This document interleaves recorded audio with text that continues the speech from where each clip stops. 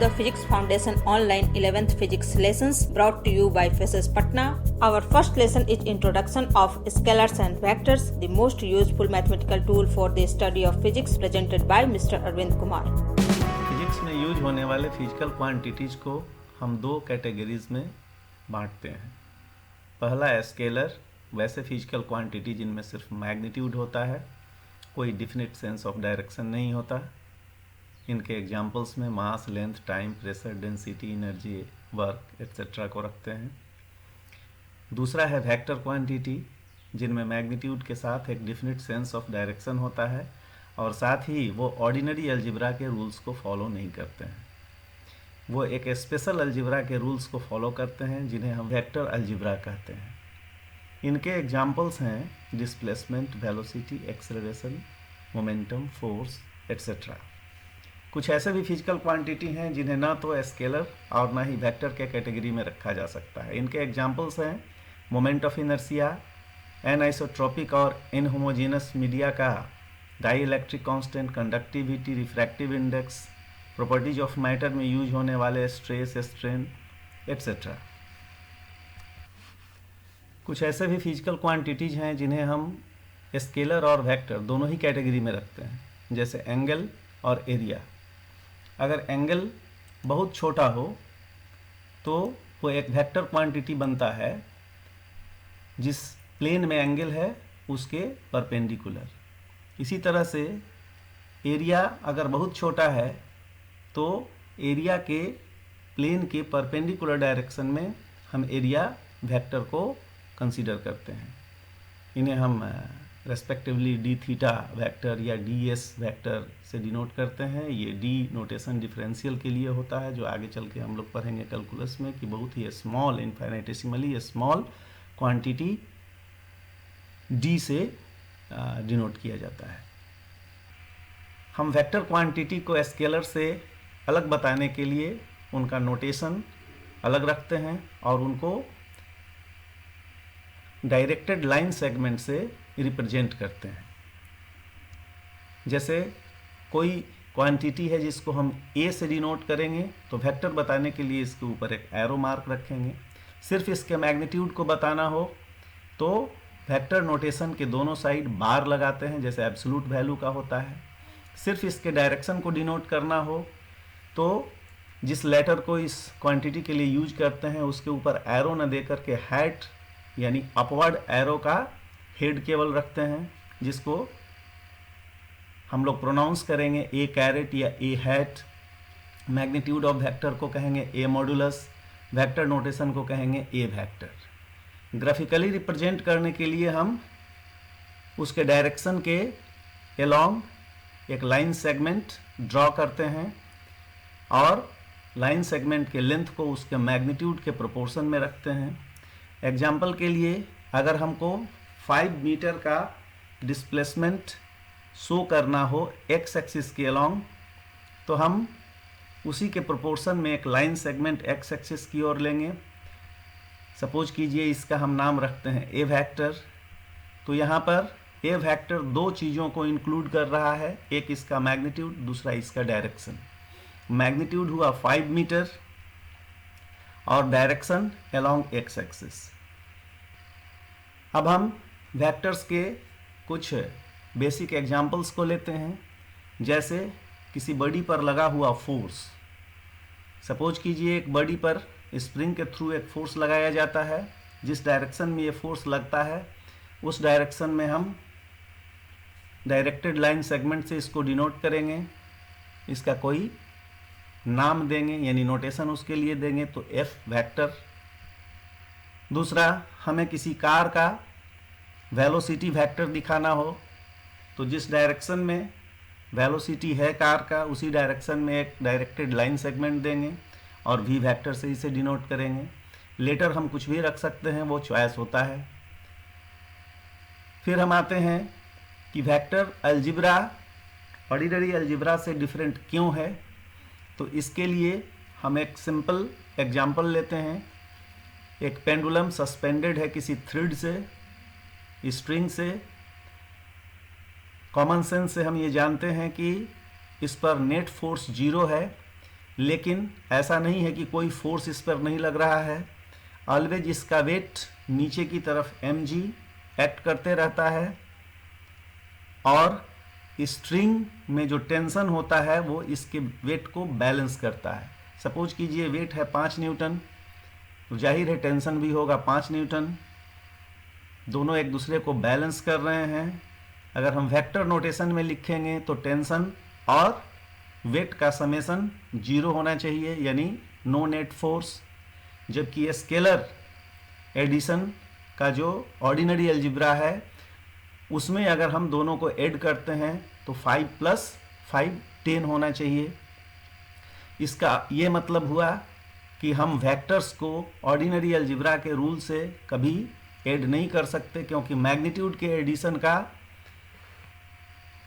Law है उसमें, लेकिन डायरेक्शन के एडिशन के लिए कोई लॉ नहीं है।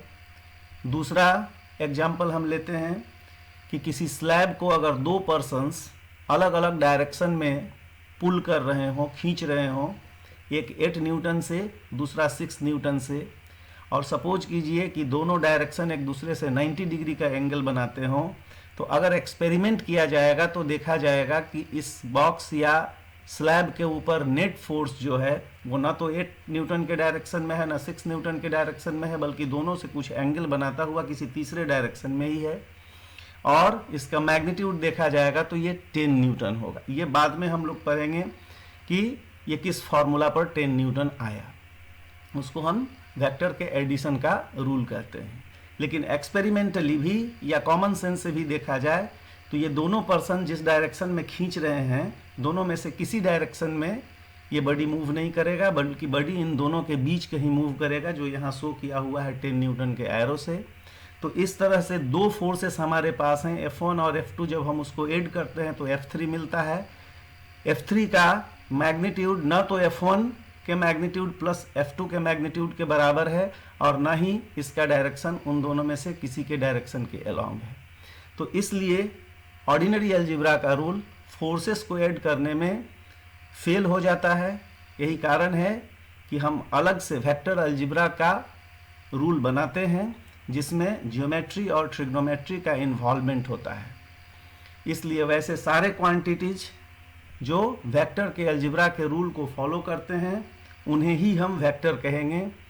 तो फाइनल डिफिनीशन के तौर पर याद रखना चाहिए कि वैसे क्वांटिटी जिनमें एक डिफिनिट सेंस ऑफ डायरेक्शन हो, साथ ही मैग्नीट्यूड हो, और जो वेक्टर अलजिब्रा के रूल को फॉलो करें, यानी वेक्टर के एडिशन और मल्टीप्लिकेशन के रूल को ही हम वेक्टर अलजिब्रा का रूल कहते हैं, तो उन्हीं को हम वेक्टर क्वांटिटीज कहेंगे।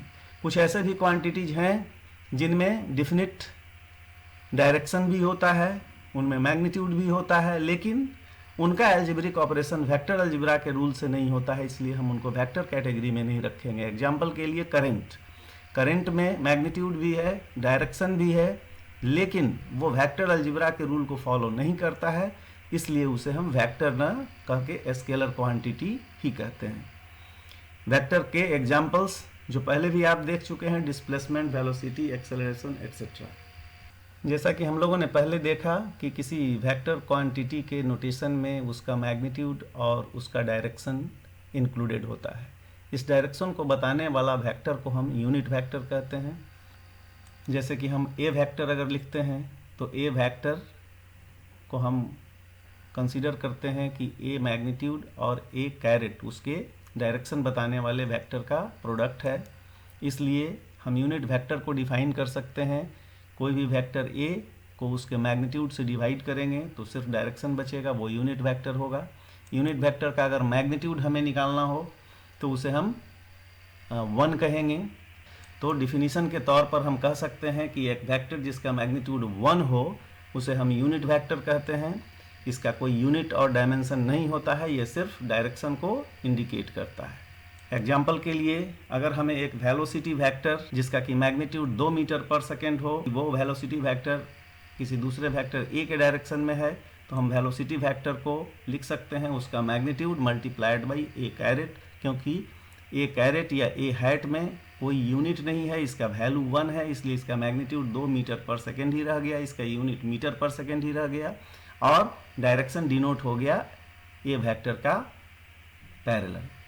सुविधा के लिए हम लोग यूनिट वेक्टर को स्पेशल नोटेशन प्रोवाइड करते हैं तीनों कोऑर्डिनेट एक्सिस के अलॉन्ग। जैसे एक्स एक्सिस के अलॉन्ग यूनिट वेक्टर को हम आई हैट, वाई एक्सिस के अलॉन्ग यूनिट वेक्टर को हम जे हैट और जेड एक्सिस के अलॉन्ग के यूनिट वेक्टर को हम के हैट कहते हैं। सपोज कीजिए कि कोई 7 न्यूटन का फोर्स है और वो एक्स एक्सिस के अलॉन्ग है, तो हम लोग 7 न्यूटन उसका मैग्नीट्यूड और डायरेक्शन के लिए यूनिट वेक्टर आई कैप या आई हैट यूज करेंगे।